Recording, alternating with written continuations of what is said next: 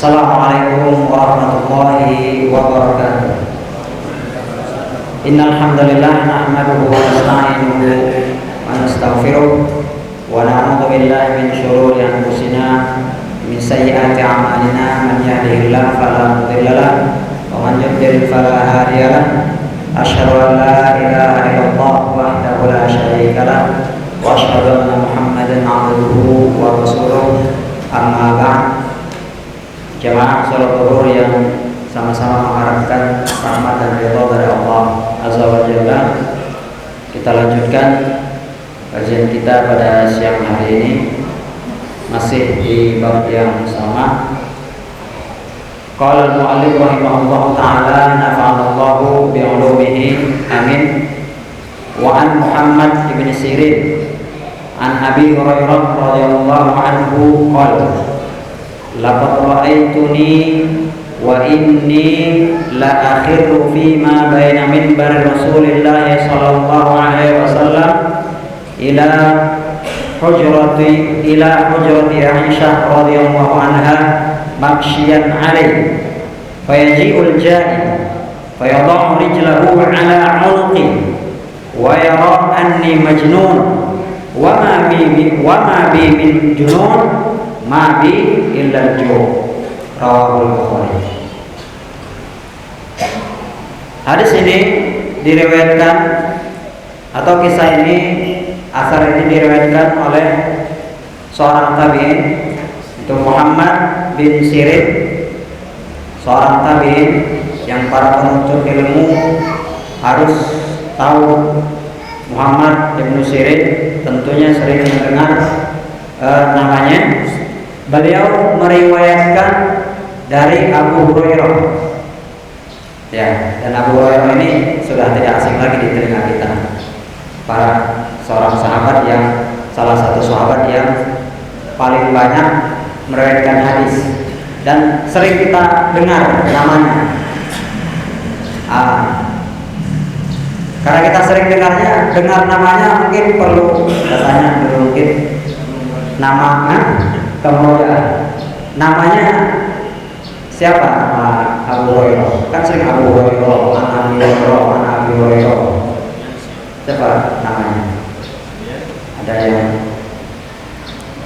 nama Abu Hurairah. Guru hadis misalnya. Paham? Asatidz khidmah. Ingat gak nama Abu Hurairah? Ini nama aslinya bukan? Bukan. Ini kunyahnya. Ada yang tahu namanya? Maka Abu Hurairah ini lebih terkenal kunyahnya daripada nama aslinya. Seperti Abu Bakar. Ya, seperti Abu Bakar. Juga. Jangan-jangan banyak yang nggak tahu juga nama asli Abu Bakar. Ini Abu Hurairah. Beliau namanya adalah Abdurrahman bin Sakhar. Dikasih clue-nya langsung jawab. Barakallahu fiikum. Abdurrahman bin Sakhar. Ya. Kenapa dia bilang Abu Hurairah? Karena di sini ada Abu Hurairah, ada Abu Hurairah. Abu Hurairah. Kenapa itu disebut Abu Hurairah? Memang kecil. Kalau ini sahabat Nabi. Iya, betul seperti yang disampaikan Ustaz Supenda hafizahullah taala. Jadi si Abdurrahman bin Sakhar ini kan dulu dia ketika kecil disuruh menggembala kambing. Nah, di sela-sela menggembala kambing itu dia suka main kucing. Nah, kalau pada malam hari disimpannya kucingnya di pohon. Ya, maka teman-temannya nyebutin dia Abu Hurairah. Nah, itu kunyah, ya.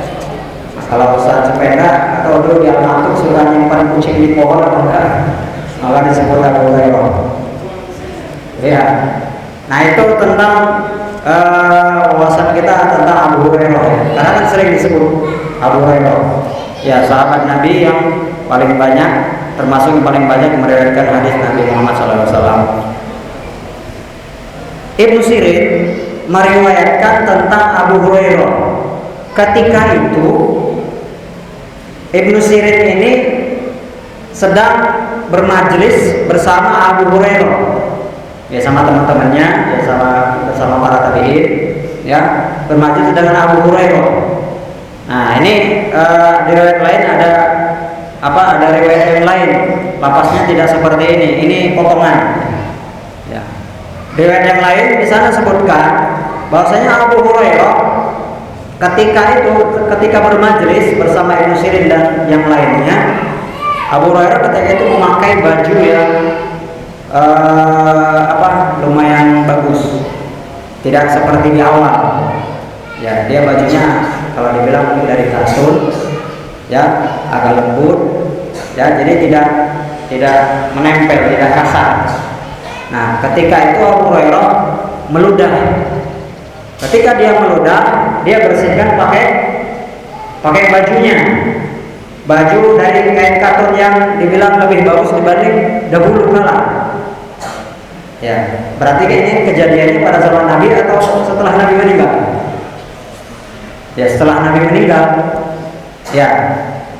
Nah, ketika itu umat Islam atau Islam sudah jaya, ya. Di zaman Khulafaur Rasyidin sudah banyak menaklukkan daerah dan kondisi kaum muslimin ada peningkatan ekonomi. Maka Abu Hurairah ketika itu pakaiannya agak bagus, ya, dan dia meludah pakai dia bersihkan ludahnya itu pakai kain yang tidak seperti yang lalu Nabi pakai baju yang kusam, kan gitu. Abu Hurairah ini udah lebih bagus. Dia takjub dan dia heran dengan kondisinya yang dulu. Maka dia bilang bah. Nah, itu istilah seorang takjub ya terhadap apa yang terjadi. Lalu beliau melanjutkan perkataan ini. Nah, jadi ini ada historinya ya, seperti itu. Qala. Jadi Abu Hurairah itu setelah dia bilang bah gitu kan, baru dia bilang kepada jemaahnya, ya kepada muridnya, kan tabi'in murid dari sahabat ya. Kata dia, laqad ra'aituni, aku dulu, nah kata beliau, aku dulu pernah pingsan atau terbaring lemah di antara mimbar Nabi sampai hujrahnya Aisyah. Ya, rumahnya Aisyah, kan rumah Aisyah rumah Nabi. Rumah Nabi itu kan berada di samping kiri masjid. Nah, Abu Hurairah beliau pernah terbaring lemas atau pernah hampir pingsan atau pernah bilang seperti orang kejang. Ya. Nah, ketika itu beliau ketika dia hampir pingsan atau dia terbaring lemah, maka ada seorang yang datang. Fayaji'ul ja'i. Ada orang datang, lalu orang yang datang tadi meletakkan kakinya di punuk, ya di leher Abu Hurairah. Ya. Kenapa? Nah, karena ada hulu kala untuk membangunkan orang yang gila, ya, atau orang yang kena sawan, itu katanya dibangun pakai kaki. Begitu di Arab, ya, ketika zaman itu. Maka Abu Hurairah mengatakan, wa yara anni majnun. Dia kira aku gila, atau dia kira aku sawan, yang ya sawan. Dia kira aku majnun atau sawan. Nah, Abu Hurairah mengingkarinya. Wa ma bi min majnun min junun. Aku bukan gila. Ya. Tapi kata dia, ma bi idal ju. Aku kayak gini, kondisiku begini karena lapar. Masya Allah. Ini Abu Hurairah terkapar, lemas karena lapar. Kita pernah gak seperti Abu Hurairah? Ya, kalau lapar mungkin pernah ya, tapi mungkin tidak seperti Abu Hurairah. Tapi mungkin pernah juga Kalau kita lagi kelaparan terus kan suka kunang-kunang. Apalagi kayaknya misalnya kalau anak dulu sekolah kan suka upacara. Nah, itu teman-teman banyak yang pingsan. Kenapa? Karena belum sarapan. Terus pingsan ketika upacara. Alhamdulillah alasan belum pernah. Karena santrinya rajin sarapan. Nah, jadi seperti itu. Pelajaran dari hadis ini atau asar ini adalah sesuai dengan bab kita, yaitu tentang rasa lapar. Nah, dulu sahabat Nabi Muhammad SAW ini yang diceritakan oleh Abu Hurairah, kisah dia dulu ketika di awal-awal Islam. Ya, ketika di awal-awal Islam, awal-awal hijrah. Ini kan Abu Hurairah tinggalnya di mana tadi? Iya, di masjid di bagian belakang Al-Suffah. Ya, jadi Masjid Nabawi itu ada khusus tempat sahabat Nabi SAW yang nggak punya rumah, kaum muhajirin. Ya, mereka orang fakir, orang miskin, yang makannya sehari-hari dari mana? Mereka nggak kerja, makannya sehari-hari dari sedekah orang lain atau dari hadiah yang diterima kepada Nabi. Jadi kalau Nabi lapar, mereka juga lapar. Mereka lapar, Nabi juga lapar. Nah, begitu. Itu Al-Suffah, mereka pakai. Nah, inilah yang diceritakan oleh Abu Hurairah ketika di awal-awal. Karena apa? Abu Hurairah apa Ansor apa Muhajirin? Muhajirin. Karena dia berasal dari Yaman. Ya, dan dia berhijrah ikut ke Madinah. Nah, maka kaitannya dengan yang di awal tadi, dia mengisahkan kepada muridnya, kepada Ibnu Sirin. Dulu sholat bahasa kita dulu bukan seperti ini. Saya sekarang bisa meludah pakai baju yang bagus. Jangankan dulu baju yang bagus, makan aja dulu susah gitu, sampai mau pingsan gitu. Begitu. Makanya dia takjub dengan kondisi yang sekarang, dan dia memotivasi kepada tabi'in, dulu kondisi kita begini.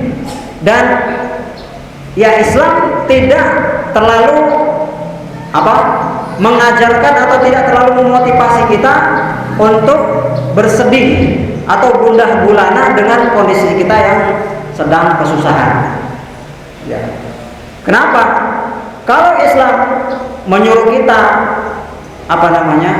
melarang kita untuk berjuhud atau yang lain, maka tentu Ahlus Suffah disuruh kerja semua, ya kan? Tetapi kan tidak. Ahlus Suffah itu mereka tidak bekerja. Misalnya Abu Hurairah ini, beliau fokus belajar kepada Nabi Muhammad SAW, mengambil hadis-hadis dari Nabi Muhammad SAW. Nah, ini sebuah keutamaan dari sahabat Nabi Muhammad SAW. Nah, mudah-mudahan kita bisa mengambil pelajaran dari kisah Abu Hurairah ini. Tadi yang pertama adalah